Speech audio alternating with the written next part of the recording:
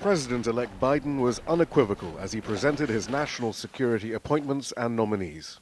It's a team that reflects the fact that America is back, ready to lead the world, not retreat from it. Once again, sit at the head of the table, ready to confront our adversaries and not reject our allies, ready to stand up for our values. Much was made of the backgrounds of the nominees as examples of the American dream. Linda Thomas-Greenfield, nominated as U.S. Ambassador. Alejandro Mayorkas, a Latino immigrant nominated to lead the Department of Homeland Security. And AVRIL HAINES, the first female director of national intelligence, if confirmed. Mr. President-elect, you know that I have never shied away from speaking truth to power.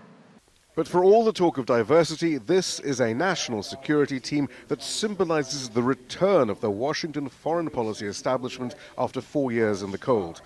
None more so than Secretary of State nominee Tony Blinken, Deputy Secretary of State under President Obama and a longtime foreign policy advisor to Biden. He's known to be far more of an advocate for U.S. military intervention around the world than the president-elect.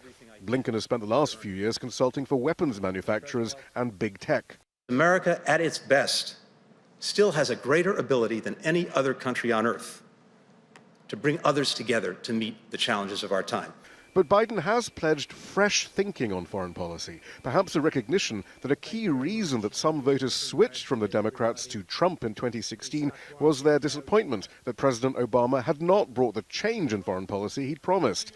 And Biden's incoming national security advisor did speak of an approach to foreign policy not traditionally expressed in Washington. The alliances we rebuild, the institutions we lead, the agreements we sign, all of them should be judged by a basic question.